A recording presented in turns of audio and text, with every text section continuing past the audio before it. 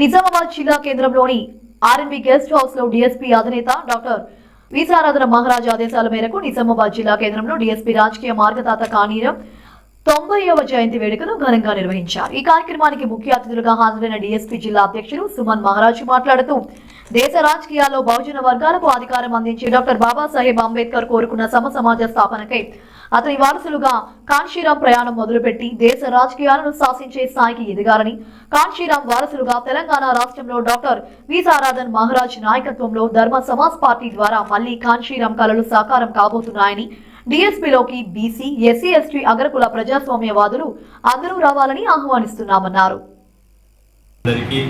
జై భీమ్, జై భారత రాజ్యాంగం ధర్మ సమాజ్ పార్టీ ఆధ్వర్యంలో ఈరోజు నిజామాబాద్ జిల్లా కేంద్రంలో మాన్యవర్ కాన్షీరాం గారి 90వ జన్మదిన వేడుకలు, అదేవిధంగా ధర్మ సమాజ్ పార్టీ ప్లీనరీ మార్చి 15 నుండి ఏప్రిల్ 30 వరకు ధర్మ సమాజ్ పార్టీ ఆధ్వర్యంలో చేపట్టిన పీడిత ప్రజల విముక్తి ప్రదాతలైన పూలే అంబేద్కర్, కాన్షీరాం గార్ల మహనీయుల జయంతి ఉత్సవాలను నిర్వహించడం జరుగుతుంది.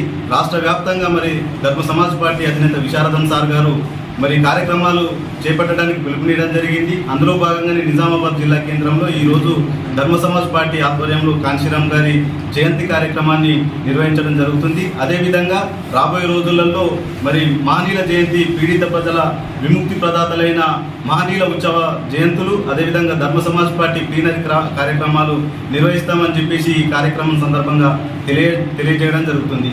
ఈ కార్యక్రమానికి హాజరైన ధర్మ సమాజ్ పార్టీ అభిమానులకు, కార్యకర్తలకు, నాయకులందరికీ, అదేవిధంగా ప్రజాస్వామ్యవాదులందరికీ ప్రత్యేక జై భీమ్లు, జై భీమ్, జై భారత రాజ్యాంగం.